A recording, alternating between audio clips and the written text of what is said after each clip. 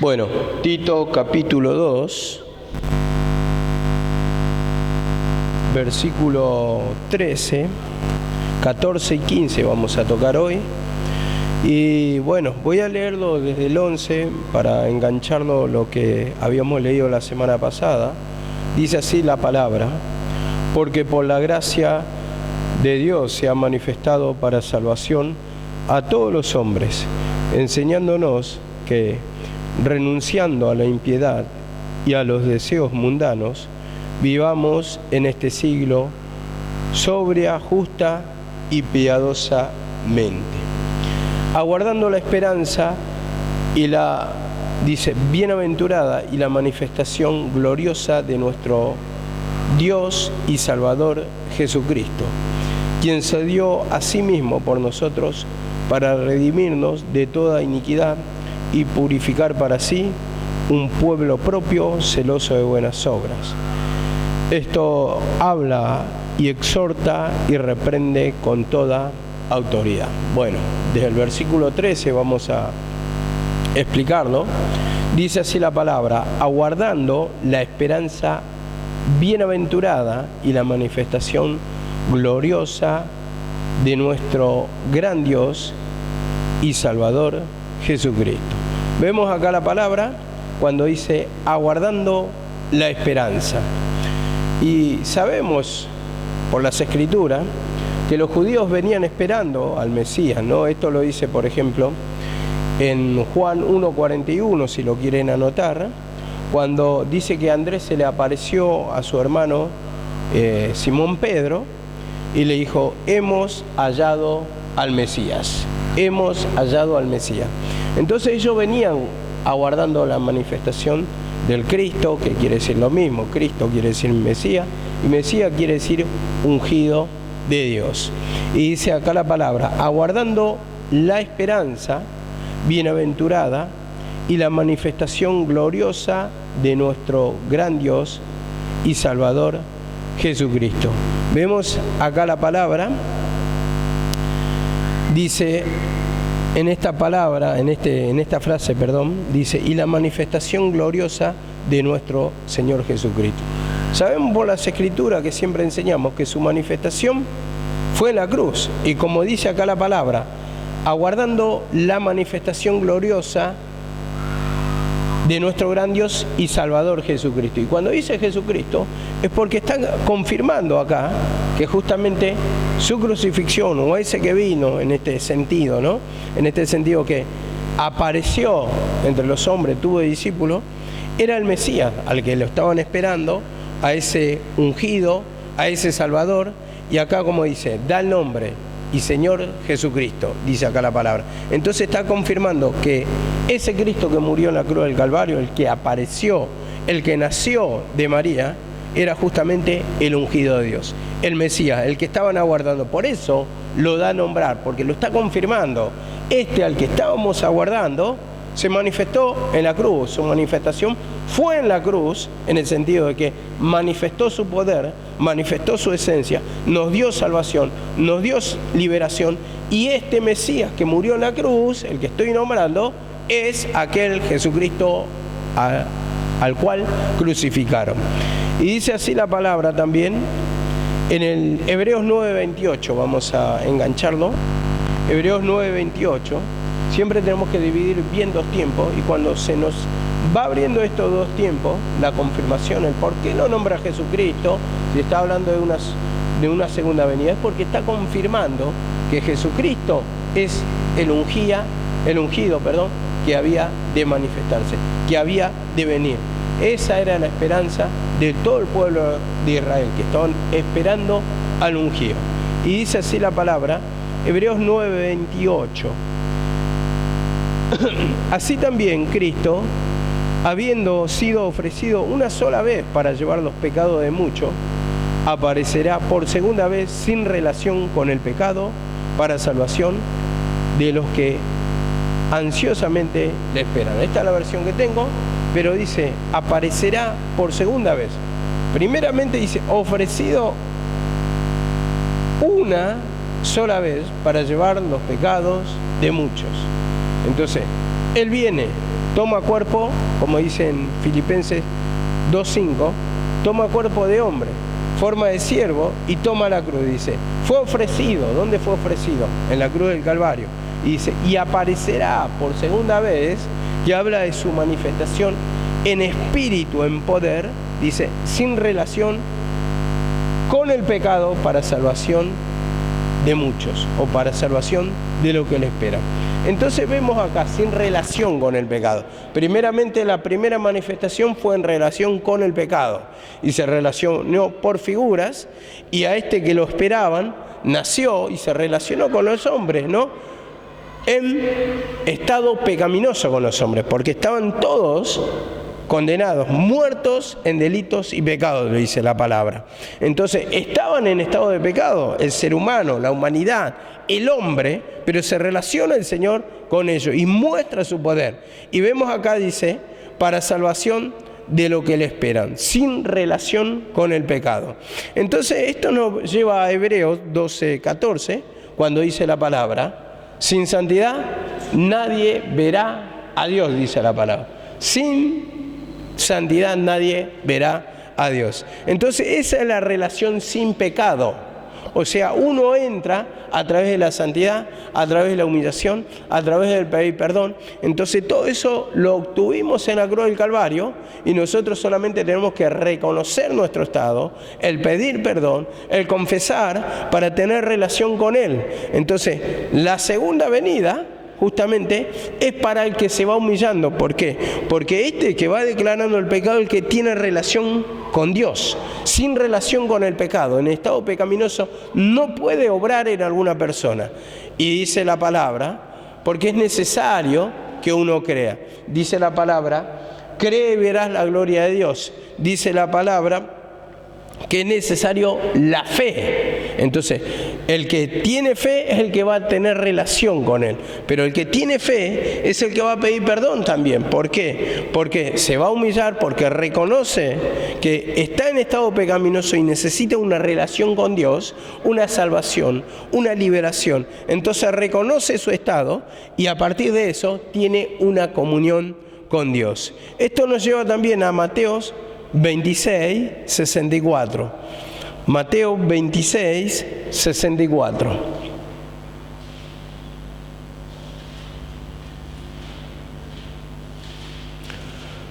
Vemos cómo se relaciona, cómo es su venida, como dice acá la palabra, la manifestación gloriosa del gran Dios y de nuestro Señor Jesucristo. Todo ese poder fue derramado en la cruz.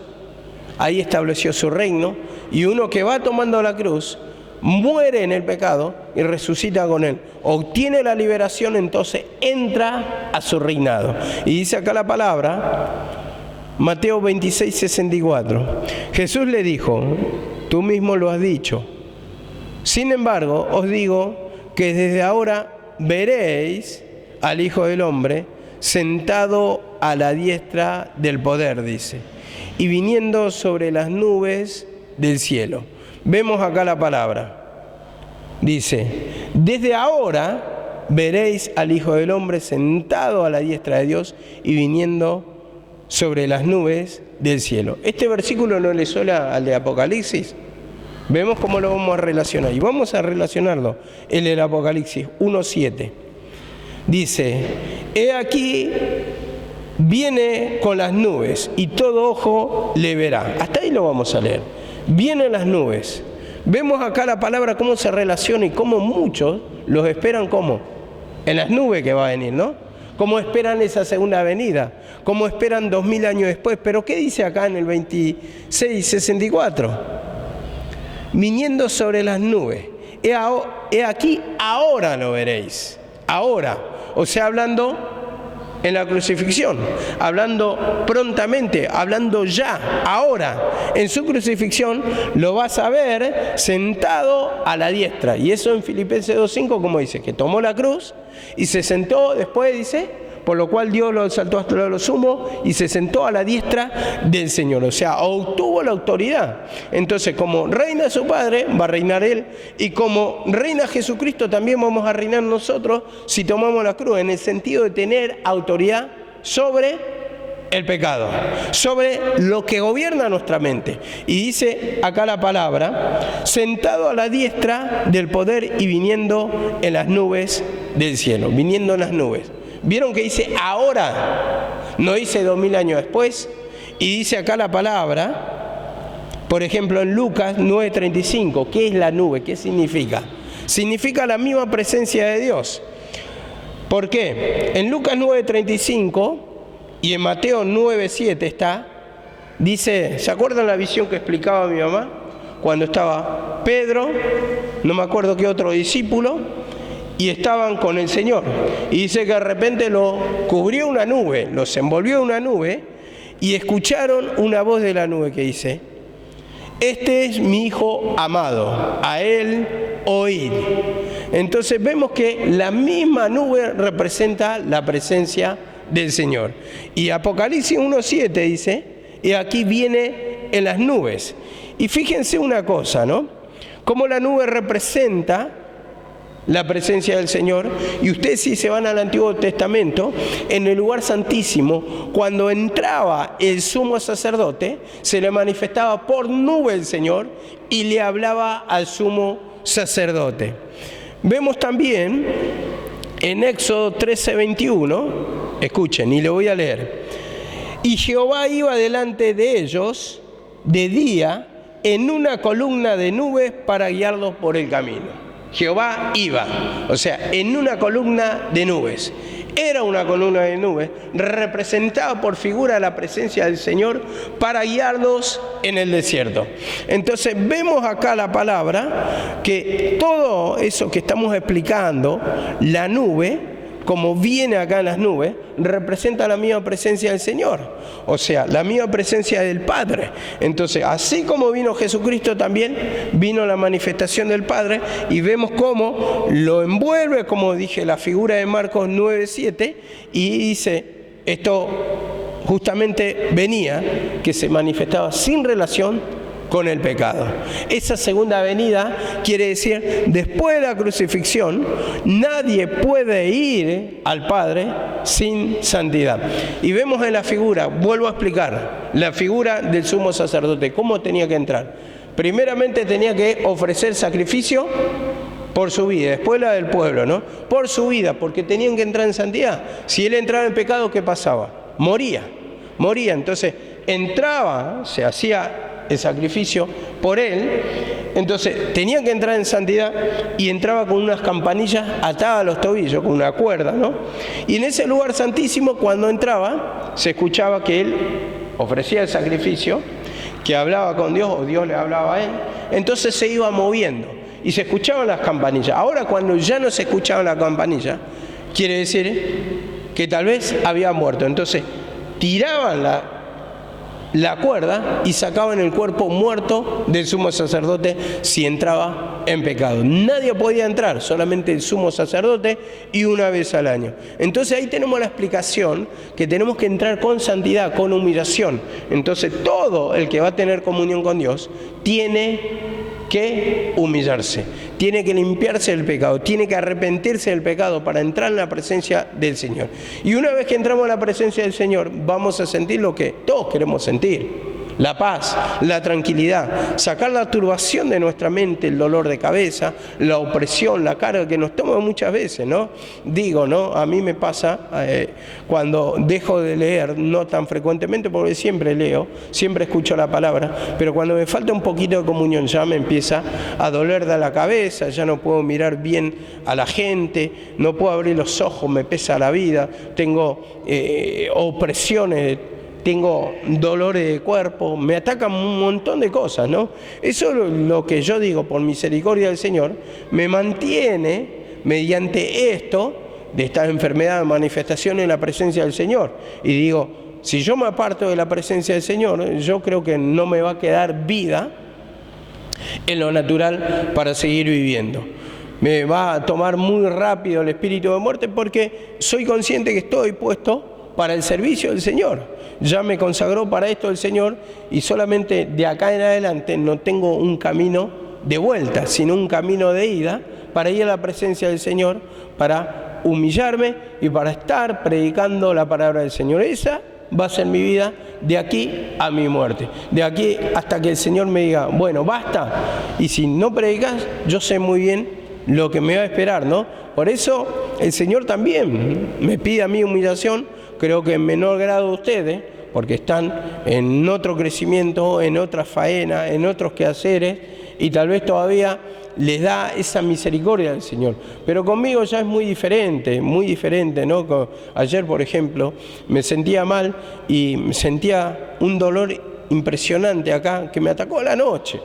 El sábado a la noche y prácticamente ya no podía respirar. Ustedes observaron que me fui de la reunión porque no podía respirar y me tuve que poner a orar un poquito en casa y bueno, mientras tanto medicinas naturales para que yo pueda recuperar esa respiración, pero no encontrar una posición cómoda, una posición que yo pueda respirar, y entonces así es como me ataca ese aguijón, como dijo Pablo, por cuanto el Señor me quiere para el servicio, ¿no? También dice en Gálatas 1:4, dice Gálatas 1:4, dice así la palabra, que se nos dio a sí mismo por nuestros pecados para librarnos de este presente siglo malo, conforme a la voluntad de nuestro Dios y Padre, que se nos dio por nuestros pecados. Y acá estaba apuntando otra vez a la crucifixión, esa venida, eso que aguardaban ansiosamente el Señor. Dice, se nos presentó, dice, para librarnos de este presente siglo malo. Y ahí es cuando está confirmando que en la cruz se dio. Ahí se dio su vida, ¿para qué? En la crucifixión, para librarnos de este siglo malo, de este tiempo malo, o de este mundo malo. Pero está confirmando la crucifixión, que estaban aguardando ansiosamente su venida, su manifestación, como arrancamos ese versículo en 2:13 de Tito. Y vamos al 2:14, perdón, dice así la palabra, quien se dio a sí mismo por nosotros para redimirnos de toda iniquidad y purificar para sí un pueblo propio, celoso de buenas obras. Dice que se dio a sí mismo. ¿Y dónde se dio? ¿Dónde ofrendó su vida? En la cruz del Calvario. Vemos en la cruz cuando ofreció su vida, y dice acá la palabra, para redimirnos de toda iniquidad y purificar para sí un pueblo propio, celoso de buenas obra. Bueno, primeramente confirma su manifestación. Se dio a sí mismo, dice. Y nosotros, dice, como dice acá la palabra, que nos tomó para purificarnos y tomó un pueblo celoso de buenas obras. Y en Efesios 2:10, miren lo que dice. Efesios 2:10 dice que fuimos creados para buenas obras, para hacer lo bueno, para predicar su palabra, buenas obras, buenas acciones. O sea, está hablando de transformación de nuestra vida. Pasar de la vida mala o la vida pecaminosa a la vida de santidad. Hacer su voluntad. Dice, celoso de buenas obras, o creado para buenas obras, como dice en Efesios 2:10. Y vemos acá en la palabra, en Efesios 2:10, vamos a leerlo, dice, porque somos hechura suya, creados en Cristo Jesús para buenas obras, las cuales preparó Dios de antemano para que anduviéramos en ella. Creados para buenas obras, dice acá la palabra. Entonces, creado para buenas obras. Nos dio vida en la cruz. Fuimos creados, ese creado habla de nueva creación. Vemos acá, en la cruz del Calvario, nos dio nueva vida, ¿no? Cuando estamos muertos en delitos y en pecados. En 2 de Corintios 5:17 también dice esto. 2 de Corintios 5:17. Nueva criatura, ¿no? Que somos nueva criatura. Nueva criatura. O sea, pasamos de lo malo a lo bueno. Entonces vamos a vivir una nueva vida Dice también en Romanos 6:14, escuchen, Romanos 6:14, y esto sí le voy a dar lectura, porque somos sepultados juntamente con Él en la muerte, por el bautismo, para que, como Cristo resucitó de los muertos, por la gloria del Padre, así también nosotros andemos en novedad de vida. Novedad de vida, vida nueva, creado para buenas obras, vida en gozo, en paz, en alegría. No para que suframos, sino que el sufrimiento, de la opresión, de la carga, del dolor, del espíritu de muerte, de las enfermedades, pasemos a una nueva vida. Y para esto está la cruz. Nosotros nos humillamos, crucificamos el viejo hombre, y el viejo hombre sería toda esta manifestación de Satanás, y sentimos la nueva manifestación, el gozo, la paz, la alegría, la paciencia. Esa es la nueva vida o la novedad de vida o creado para buenas obras. Y esto me lleva a 2 de Pedro 2:9.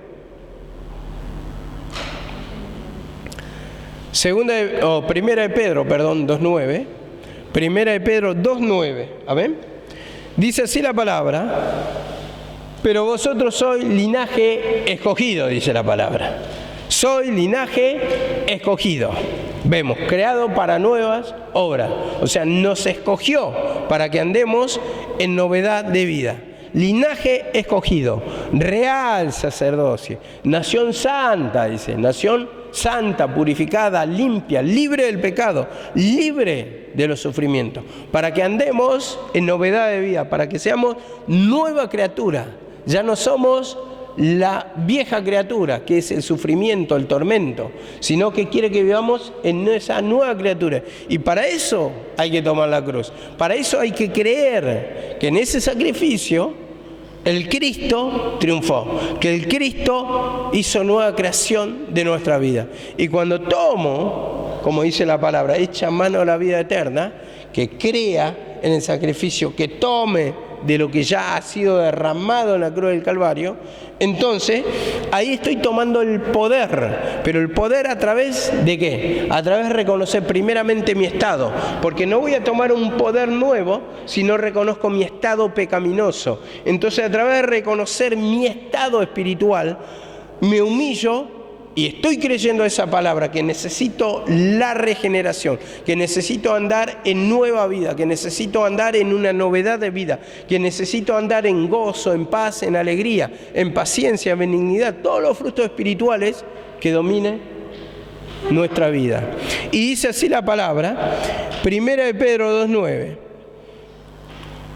Linaje escogido, real sacerdocio, nación santa, pueblo adquirido para posesión de Dios. O sea, para que Él domine nuestra vida, para que Él controle nuestra vida, a fin de que anunciéis las virtudes de aquel que os llamó de las tinieblas a su luz admirable. ¿A fin de qué? A fin de que anunciemos las virtudes. Pero ¿cuándo vamos a anunciar esta novedad de vida? Es cuando andamos, cuando nos humillamos, cuando sentimos. Nadie va a predicar de algo que no siente. O podemos ser hipócritas, por ejemplo, sabiendo la palabra, y predicar del gozo, la paz, de la alegría, pero vivimos una vida derrotada. Entonces ahí es cuando somos hipócritas y, como dice la palabra, nos engañamos a nosotros mismos. Y dice, a fin de que anunciéis las virtudes. Entonces, nación santa, ¿para qué? Para anunciar, para predicar. Entonces dice, a fin de que anunciéis las virtudes de que os llamó de las tinieblas a la luz. O sea, de una vida de oscuridad, una vida sin luz, una vida sin guía, a una vida con luz, con guía. Una vida con claridad, una vida con gozo, una vida con paz. La oscuridad representa lo malo, Satanás, y la luz representa la vida de Cristo. ¿No dice Él, yo soy la luz del mundo? Entonces, Él es la luz del mundo. Y cuando se refiere a la luz, nosotros que andamos en tinieblas necesitamos ser guiados a la luz, o guiados por la luz. Vemos que en el desierto, creo que estaba en Salmo 100 y pico, no me acuerdo si 119, que habla que es lumbrera a nuestros pies. y nos guiará, dice, con su lumbrera para que nuestros pies no tropiecen. Entonces es una guía en medio de la oscuridad, en medio del pecado. Tenemos la luz para que caminemos por la luz o en la luz, para que nuestros pies, para que nuestra alma no tropiecen. Tenemos su palabra, tenemos la herramienta, tenemos la cruz. Solamente falta el confesar el pecado, el pedir perdón, el reconocer lo que domina nuestra mente, el tormento, la locura, el abandono, ese espíritu de abandono, digo, ¿no? Porque abandonamos en un momento la cruz y se nota demasiado cuando hay abandono de la cruz, porque hay opresión, hay locura, hay mucho teléfono, bueno, tantas cosas, ¿no? Que se nota en nuestra cara, la locura, en nuestro movimiento, dice la palabra, por sus frutos los conoceréis.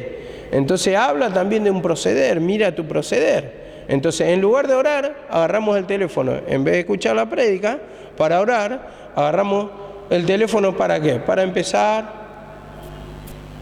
a ver el WhatsApp, a ver el Facebook, escuchar mensajes. Entonces, el que se hace daño es uno. ¿Por qué? Cuando no entra en la oración, se daña uno. Porque adquiere el tormento, la opresión, todo lo que representa el mal para nuestra alma.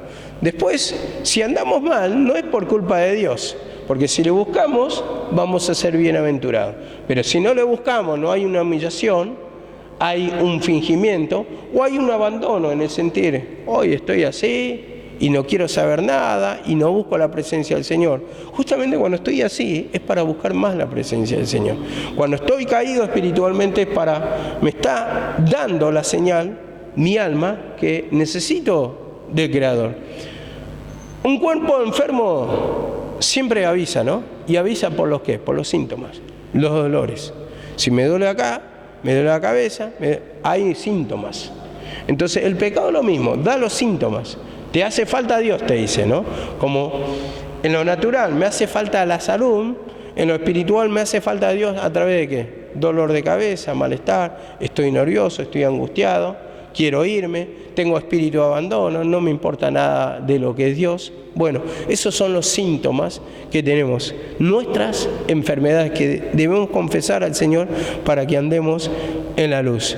Y dice también Romanos 13:12, con respecto a la luz, dice así: la noche está avanzada, dice, y se acerca el día. Desechemos pues las obras de las tinieblas y vistámonos de las armas de la luz. Vistámonos de las armas de la luz. La noche está avanzada. ¿Por qué habla esta palabra? Porque justamente la noche va pasando. La noche ya está pasando, ya se acerca el día. Está hablando de la manifestación del reino, del Cristo, de su manifestación en la cruz, y que la noche se va terminando, se va acabando, está avanzando, ya se acerca el día, está diciendo, van pasando las tinieblas, va pasando la noche, que es el tiempo en que vivían en otro tiempo en oscuridad, sin Dios, sin esperanza, como dice la palabra, ¿no? También por los gentiles, pero así estaba la condición del ser humano, muertos en delitos y pecados. Entonces vino la luz del mundo, vino la luz del mundo, se presentó la luz del mundo, que es Jesucristo, y entonces nos da nueva vida. Y como dice, ya se acerca el día, o sea, el día está apuntando al momento de la crucifixión, al momento de su manifestación. Y dice, desechemos pues la obra de las tinieblas, o sea, la obra de Satanás, la obra del pasado, y vistámonos las armas de luz. Vistámonos con las armas de luz. ¿Y las armas de luz cuáles son? No es el gozo, no es la paz, no es la alegría. Las armas de nuestra milicia no son carnales, sino poderosas en Dios para la destrucción de fortaleza. Entonces yo cuando siento ese fruto espiritual o esa arma espiritual, aparte de la oración, aparte de la palabra, aparte de todos los dones que nos da, que son armas también, pero cuando yo siento eso, entonces, si vos te sentís feliz, no te podés sentir triste. Si vos te sentís gozoso, no puede haber manifestaciones de bajón en tu vida. Entonces, dice acá la palabra, vistámonos de las armas de día. ¿Y el día quién representa? Al mismo Jesucristo. Entonces todos los frutos espirituales son los que deben dominar en nuestra vida. Y en Primera de Timoteo 6:18, Primera de Timoteo 6:18 dice así la palabra: enséñales que hagan el bien, que sean ricos en buenas obras. Vemos, ricos en buenas obras, generosos y prontos a compartir. Bueno, esa es ya otra explicación, generoso en compartir, prontos en compartir, pero quería tomar esta parte, que hagan el bien y que sean ricos en buenas obras. Eso es lo que se destaca acá. Entonces, ricos en buenas obras, no te está diciendo rico en lo material, rico de los deleites carnales. Vemos acá la palabra, ricos en buenas obras. Y las buenas obras serían lo que sentimos interiormente a través de aceptar a Cristo. ¿Sentimos el gozo? ¿Sentimos la paz? ¿O somos mendigos espirituales? ¿Qué sentimos? ¿Un vacío espiritual? Muchas veces queremos ser ricos en lo material, como el mendigo que estaba en la puerta de la Hermosa, que decía que estaba guardando que le dieran algo, como esperando algo. Pero Pedro le dijo: yo no tengo oro, yo no tengo plata, pero lo que tengo te doy, y en el nombre de Jesús levántate. Y vemos que se levantó, y vemos que entró al templo, y vemos que adoró a Dios, y vemos cómo se solucionó su vida.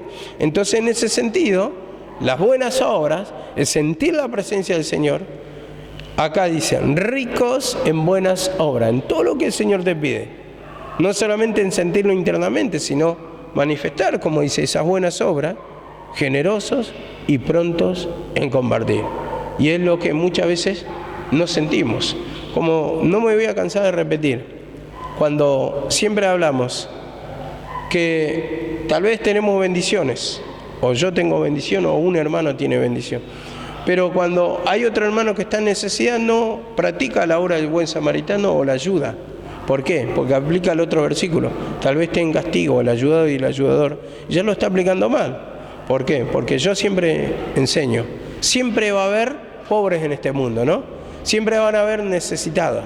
Y a los necesitados se los hay que ayudar, como dice la palabra, ¿no? Si estamos en una comunidad, si estamos entre hermanos, vemos que la ayuda tiene que estar.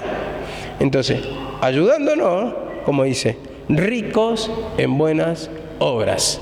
Ricos en buenas obras, la acción del bien, la acción de la ayuda. Ustedes fíjense que en la antigüedad había necesitado entre los judíos, ¿no? ¿Y qué decía la ley? La ley decía que lo tenía que ayudar. La ley decía que lo tenía que rescatar de la esclavitud. Pero muchos lo esclavizaban y algunos se hacían los desentendidos. Entonces, cuando dicen ricos en buenas obras, generosos y prontos a compartir. Porque, a ver, ¿por qué van a haber necesitados? Lo vuelvo a contar, esto ya lo dije hace mucho. ¿Por qué va a haber necesitados? Porque Satanás está operando en esa vida. Satanás lo está atando. Entonces, ¿nosotros qué tenemos que hacer? Liberar a ese hermano, ¿no? Lo liberamos por la palabra, le damos la humillación, pero también, como dice Santiago, si ustedes le dicen que Dios lo bendiga y se va con el estómago vacío, entonces no hay ayuda ahí. Entonces no es la obra de Dios. Esa no es la obra de Dios. La obra de Dios se tiene que mostrar en sus acciones. Por sus frutos lo conoceréis.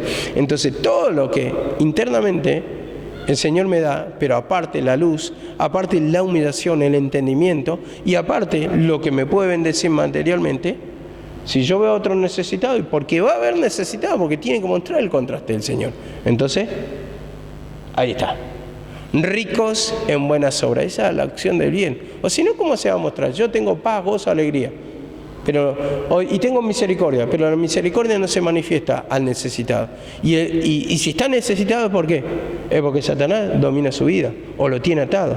Entonces ahí es momento de la ayuda, ahí es momento de la ayuda del buen samaritano.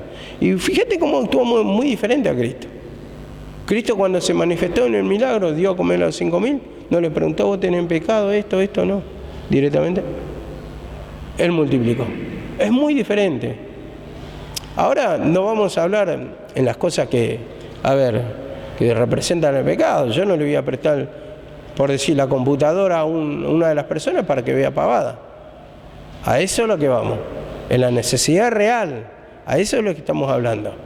Y entonces, acá se ven las acciones, cómo estamos delante del Señor, si estamos obrando como dice la palabra. La palabra lo dice, ayudar. La palabra no, en Isaías 55, ¿qué dice? Porque quitaste prenda al desnudo. No, perdón, ese no es Isaías 55. Pero dice, quitaste prenda al desnudo, ¿no? Pan al hambriento.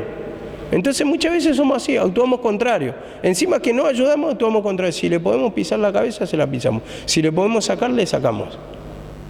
Si le podemos robar, le robamos al pobre, al necesitado. Entonces acá se ven que muchas veces estamos faltos de entendimiento, falta de comprensión de la palabra. Y dice en Hebreos 10:24, y consideremos cómo estimularnos unos a otros al amor, dice, al amor a Jesucristo, al amor a la unión, al amor al vínculo.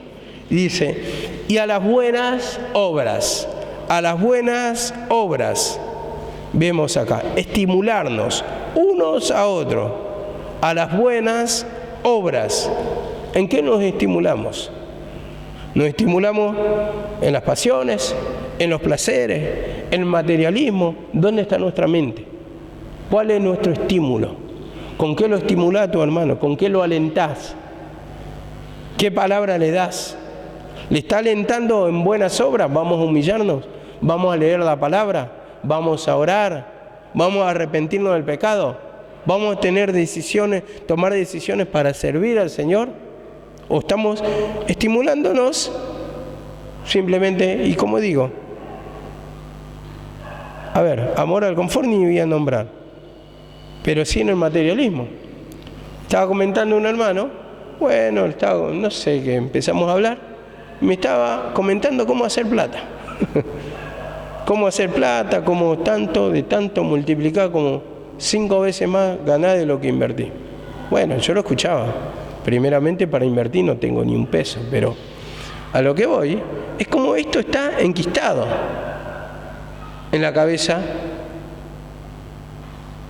de creyente. Y más cuando se contagia, más cuando están todas las mismas, más cuando, como demostró la semana pasada, una iglesia que está apuntando y su vista solamente está en lo material. Ahí está, cada uno se quiere salvar, cada uno quiere tener, y me mostraba el materialismo y cómo están fuera de la presencia del Señor, y eso es lo que enfría. Y todos van copiando el movimiento poco a poco. Antes se lo criticaba mucho al que dejaba el camino del Señor, o que venía muy poco y que trabajaba todo el día afanado. Pero hoy, poco a poco se está siguiendo ese camino. Poco a poco están mirando la conducta de los hermanos que están totalmente volcados al trabajo y el materialismo. Ya no importa la palabra, no importa lo que dice la palabra, lo importante es hacer lo material, y si está lo material conmigo, vas a decir, está Dios conmigo. No importa si tengo que predicar, no importa si es la voluntad del Señor, no importa nada. Solamente apunto a lo material, apunto a juntar, a amarrocar, comprar. Y vemos que así es la condición de la iglesia, mirando mucho el movimiento natural de los hermanos. Y me mostraba todo, que están siguiendo la misma senda. El amor a lo material, ese orgullo por tener, ese deleitarte en la charla de cómo vas a conseguir dinero y querés seguir los mismos ejemplos. Pero dice acá la palabra, estimularnos en el amor y en las buenas obras. Por eso tenemos que arrepentirnos, por eso hay turbación, por eso hay vacío de palabras. Ya no importa, venís, cumplís, y si predicamos, se predica tal cual, no sentimos nada, a ver, presentamos la palabra, cumplimos y nos vamos, y vuelta otra vez lo material. Así está la mente, sin revelación, sin visión, sin presencia del Señor, fuera de lo que dice la palabra. Predicamos cosas fuera de la palabra. ¿Por qué? Porque nuestra mente está en el amor al mundo. Entonces, de ahí el vacío, de ahí la opresión, de ahí el sueño, de ahí la pereza, de ahí la falta de entendimiento de la palabra, la falta de conocimiento de la palabra, la falta de preparación del mensaje. De ahí, hermano, la falta de profundidad. ¿Por qué? Porque tu mente está en lo material. Estimúlate, pero en las buenas obras, como dice, y para eso hay que tomar la cruz. Amén. Que el Señor les bendiga.